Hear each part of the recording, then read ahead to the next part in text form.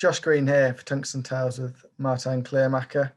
Martin, a very good first year on the PDC, one of the top performers out of the players that earned their tour card 12 months ago. You must be very happy with your first year. Yeah, I think I played some good stuff in my first year. It was a good year, for sure. But yeah, the thing with the COVID test in December was, a bit annoying me. But depends from that. I think I've got a really good year, and looking forward to year number 2 and reaching the top 64 and maybe more. Yeah, we'll come on to the World Championship in a little bit, but in terms of top 64, I believe you're just sort of 6-7 places outside of that now. Does that give you a little bit of a free run this year, because you would like to think you're definitely going to keep your tour card for another 2 years after that anyway? Yeah, from what I saw, I'm now number 66 or 67, so yeah, it's really close. If I play my normal game, it should be no problem to reach the top 64 in a couple of months, something like that. But still, first I have to reach the top 64, and then after that, we'll see further and further. I want to reach more like top 64, not only top 64, but I want to go to like the 32, something like that. But the first goal was reaching the top 64, and I'm close. So, I think should be no problem, but you never know. What was it like adapting to the Players' Championship and the Pro Tour events? Because they're run very professionally, and I'm sure it's even more different with COVID around. What was it like adapting to them from what you'd done in the BDO? The biggest thing is at the BDO, it's also a lot of fun, and when I see the player in the BDO time, in a lot of tournaments, the first 3-4 rounds were quite easy. Most of the times. At PDC, every game is a hard game, and sometimes the level is not that high, but most of the times, if you have to play one of the top players, you have to average something like 100 or more, and then you get loose also. So it's harder, it's more business. But at the end, I went to Q school because I wanted to be part of this business. So I'm really enjoying it. I really like it. I'm learning a lot, and every tournament is like learning, and it was good the first year, but it can be way better. So that's what I'm looking for. And have you now fully dedicated yourself to darts? I know you said you're not working now. Is it completely time on the practice board and making sure you're ready when the competitions come around? Yeah, when I reached my tour card, it was a sponsor for me. He's paying my money every month, and he's paying my travels and all the costs. And the only thing I have to do is like training, and prepare myself for when the tournament is coming. And it's not only training at the board, but it's also like going to a gym, to sport, mental coach, the whole package. And I think it's a good thing, and especially that mental thing. It's hard to be a professional player, and it's hard to play every time your best game, and mentally it's maybe harder than physically. So now I've got all the time for stuff like this, and I think it helps me a lot. Yeah, you hear more and more players are using mental coaches. How important do you think it is, especially for the professionals, that it's their job and they're relying on bringing money in through darts? How important is it to have that as part of your team? I think it's really important. The level of darts now in 2021 is so much higher than like 20 years ago in the beginning of 2000. And most of the time you had Phil Taylor, he was the number 1, and then after that you've got a couple of good players. But like 20 years ago, the number 63 of the world ranking wasn't that good. Now the number 63 of the world ranking can reach the quarterfinal, something like that. there are a lot of good players. So it's really important to have a good mindset, and mental coaching is perfect for that. And I think in the couple of years, what's coming now, I think it's going to be more and more who's going to a mental coach. You see it like Dirk van Duivenbode. But I think a lot of players will come because I think there's a big business inside the mental coaching world for the darts. Yeah, I agree with you there completely. Just touching on, I don't want to linger on it too long, but the World Championships was a disappointment for yourself. It was after a year of work, it must have just been really hard to take that you weren't able to compete in the World Championship. But does it now drive you on for next year that you want to be there again? You want to experience it?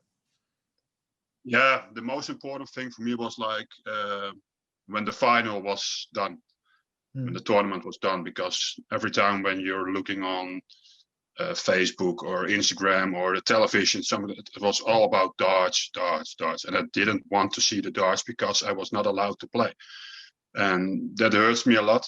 But I went to my mental coach this week, and we said to each other, we're not going to look backwards, we're going to look forwards. Make it your strength.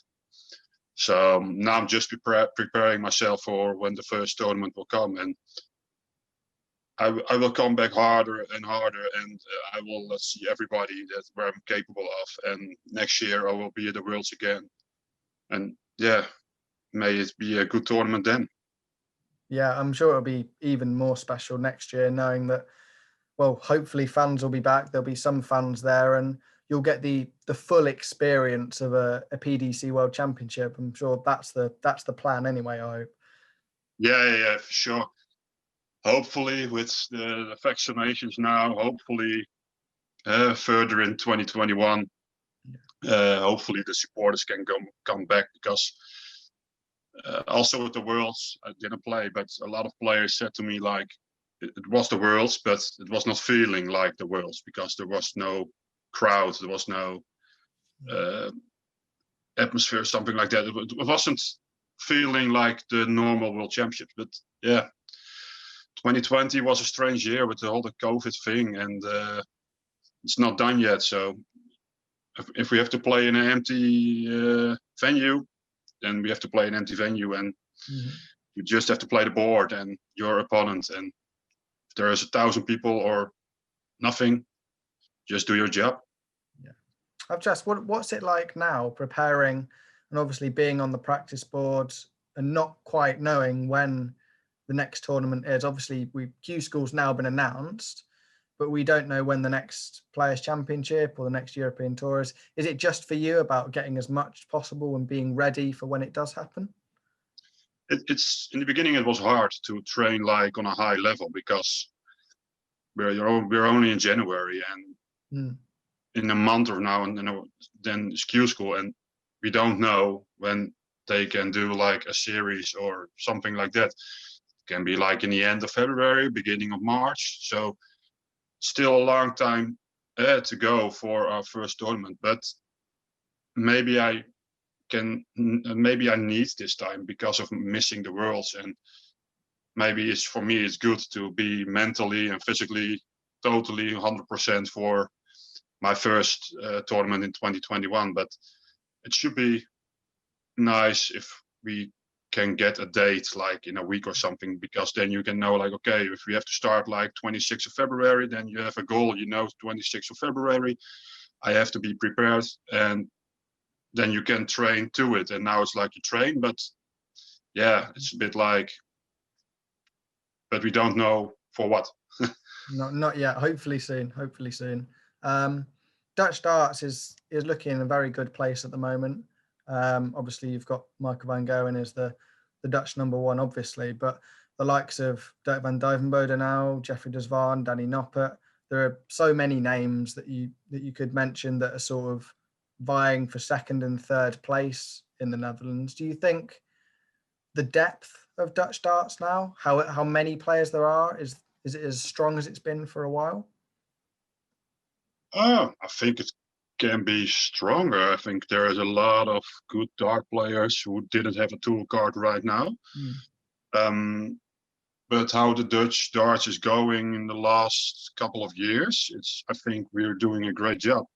When Raymond van Barneveld was retired, everyone was thinking like, we only have Michael van Geuren now. And now last year we seen Dirk, who are doing a great job in his first year after a second tool card. But he has an amazing year, and I think it's good for the Dutch darts to see new faces and new people.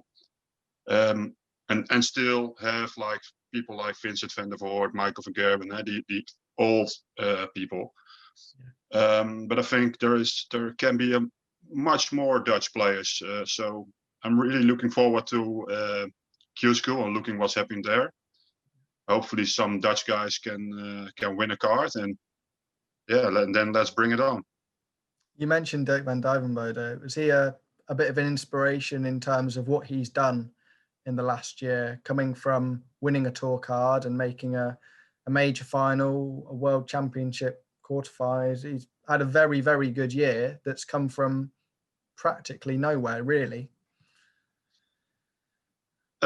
I thought from the people outside, it came practically from nowhere. But if you know Dirk, and he also invest a lot in mental coaching and more training at his job, and in his head now he is some rest, and you see it now at the board. He's playing with so much confidence, and he's playing so easy. His trebles, doubles, everything. You can see it's a whole different Dirk than 2 years ago. From the outside, from the inside, he's still the same. But for me, I'm not looking like that, but he is quite the same like Glenn Durrant last year in his first year. Came as a big number from the BDO, and in his first year reaches the top 16, something like that, more than 200,000 on the list. Hopefully I can do a year as them like this year, but I just play tournament for tournament and game per game, and then I will see what happened with me. And just finally, Wim, what are your goals now for 2021? Where do you want to be in 12 months' time on the PDC circuit? At the Worlds. Yeah, of course. then with a negative result. No, the first main goal is reaching the top 64. And I want to do like quite the same like last year. I want to reach the Play Championship finals. I want to reach the European Championships. I want to reach the World Championships. And from the other big TV events, I have to look like where I'm standing, like for the World Match Play or something like that. I don't know yet where I'm standing. But that's the main goal, reaching that kind of big tournaments, because when I reach that kind of big tournaments, I can climb on the order of merit. And I want to go to the top 32. But that's a huge distance between my position now and going to the top 32. So at the end, that's the main goal, to be one of the top players. But first thing first reaching the top 64, because if I'm not in the top 64, I don't have a tool card anymore. So you have to start again on the Q School. So first top 64, and then after that, looking upwards and not backwards. Brilliant. Well, thank you very much for your time, Martin. It's really appreciated, and we wish you the best of luck. Thanks, mate. No problem.